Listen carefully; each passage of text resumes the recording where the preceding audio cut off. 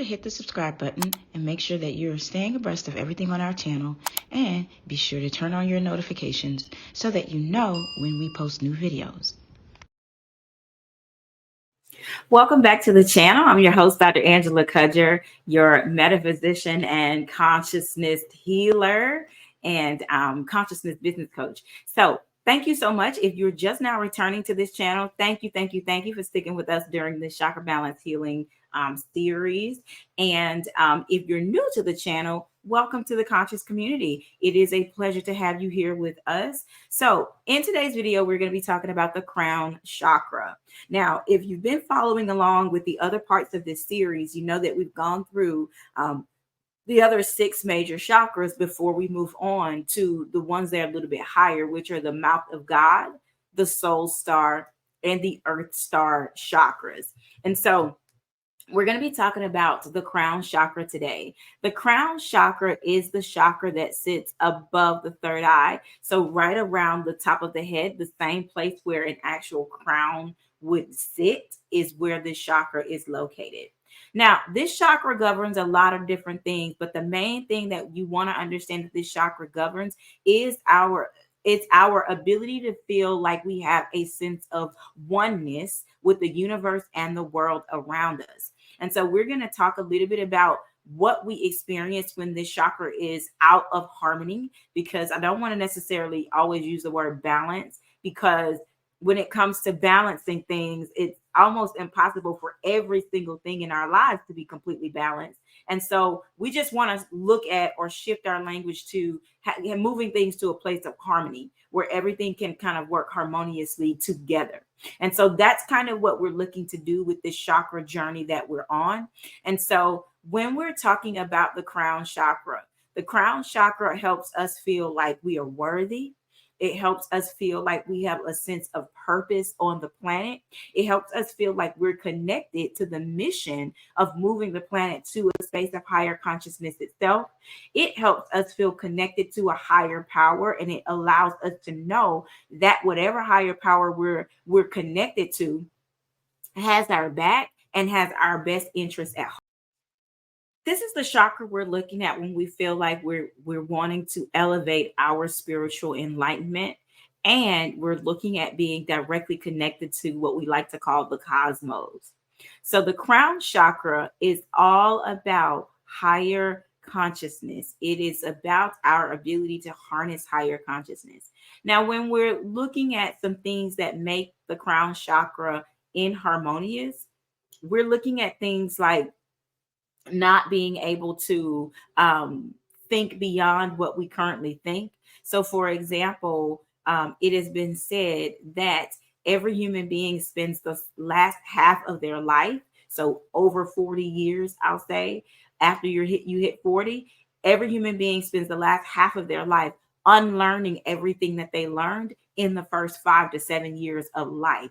And so you can see how your journey is with this.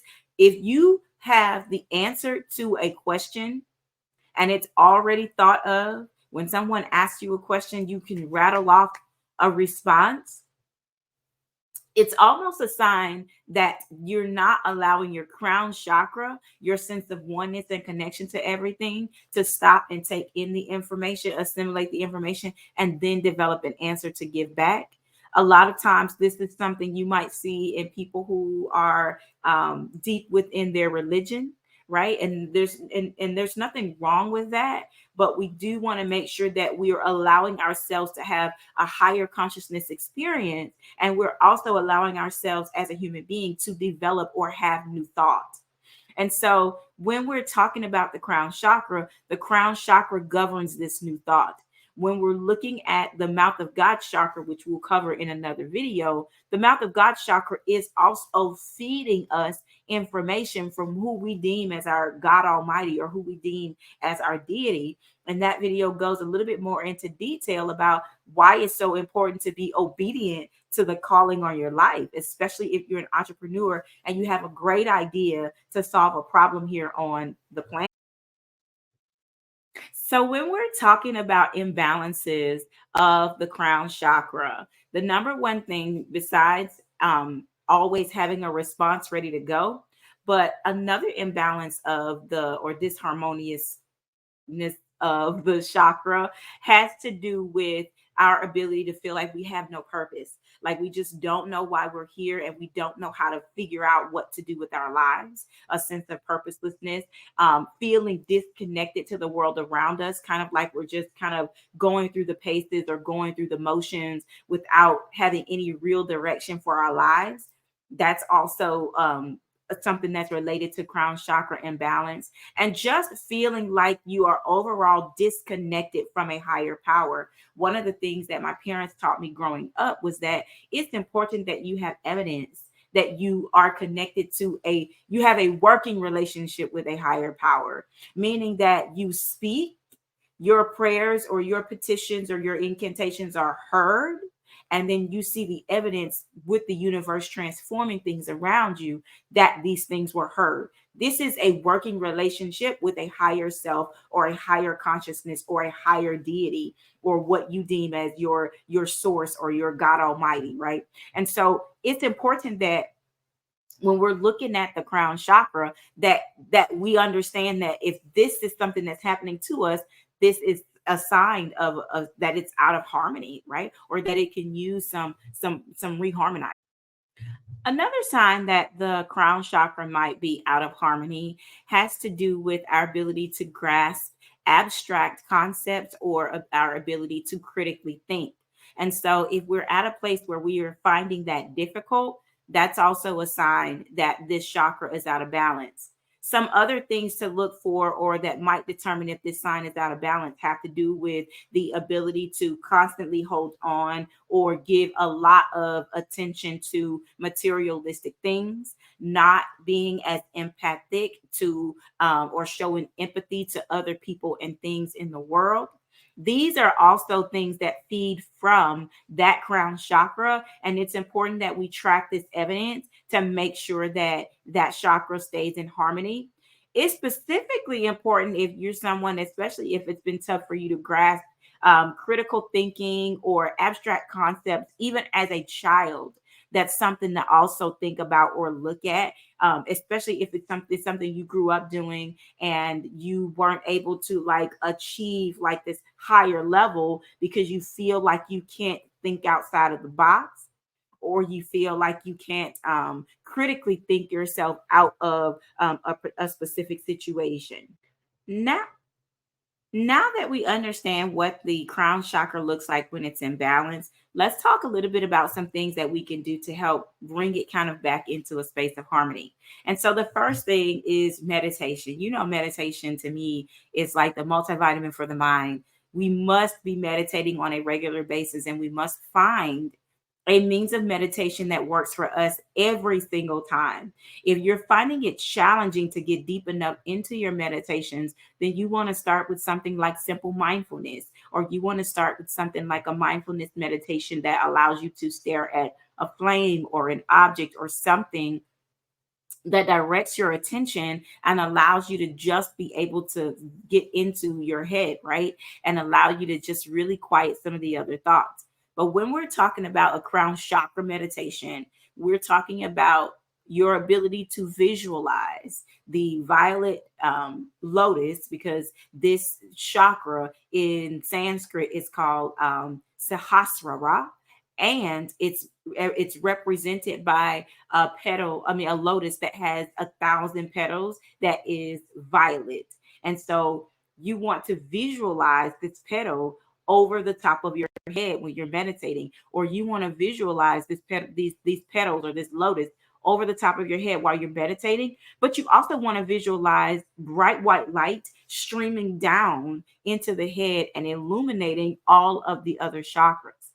And so when you're meditating, this is really where you want your thought process to go when we're talking about opening up the crown chakra or really being able to get it to a space of harmony.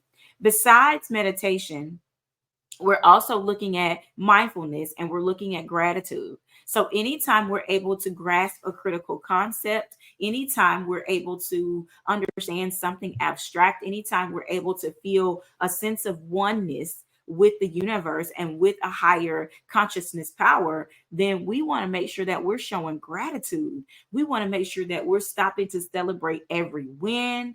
We want to make sure that we are definitely aware of everything that is going on, and we show gratitude regularly for it. And so this allows us to start to exercise the energy that surrounds this crown chakra so that it can get to a space of harmony and truly stay that way. We also want to make sure that we're connecting in nature on a regular basis so that we are able to bring our crown chakra to a space of harmony. The other thing we want to look at with our meditations is chanting. Chanting can go a long way with our prayers and our ability to really balance who we are.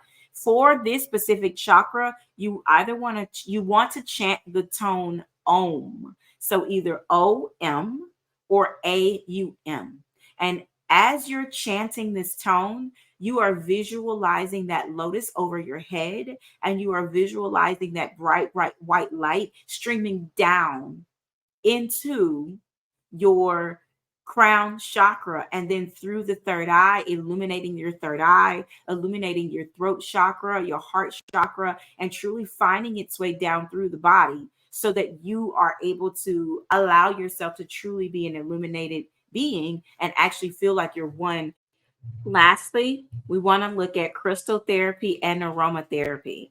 And so for our crystals, we're looking at anything that is either violet or purple tones or anything that is clear or white tones. So we're looking at clear quartz or agate. We're looking at amethyst, works really, really well for the crown chakra. And then when it comes to aromatherapy, we're looking at things like frankincense and myrrh that can go a long way. These can be in the form of essential oils. They can be in the form of incense. You know, if you're someone who's going to do a crown chakra that day, maybe you take the frankincense and myrrh essential oil, and you want to always put them on the where a vessel would be, right? So you're going to want to put it where a pulse point would be. So the carotids are, carotid arteries are a really great area for aromatherapy. Some people put them behind the ears and then down the carotid. Excellent place for aromatherapy that lasts all day or can last for a very long time. You can also take the scents and rub them in between the hands and cup the face. That also will allow you to get quite an experience that will ignite your crown chakra as well. Well, I hope you got some value out of this video. I hope that you get the opportunity to watch the other videos that are going to show up here in just a moment on the screen.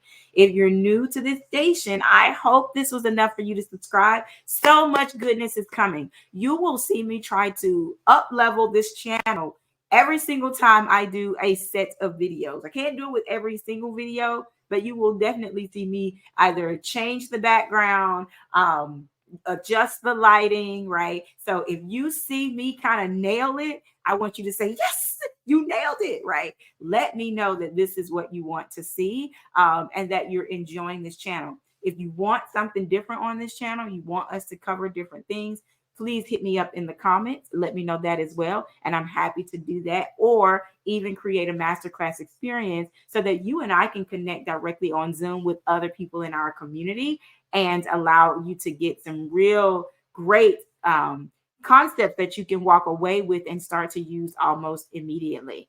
I love highly requested videos. So if you have a specific video, if you have something that you want to see or that you want insight on, I want to know what it is because I am here to help you.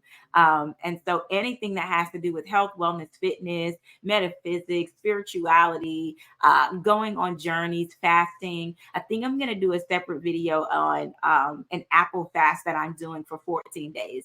I'm on day 4, and I think what I'm going to do is start vlogging that to let you guys really see what it looks like to have a true gut reset and why I've done this for deeper spiritual reasons. So I hope you're having a beautiful, beautiful day. And until next time, love and light, beautiful. Bye-bye.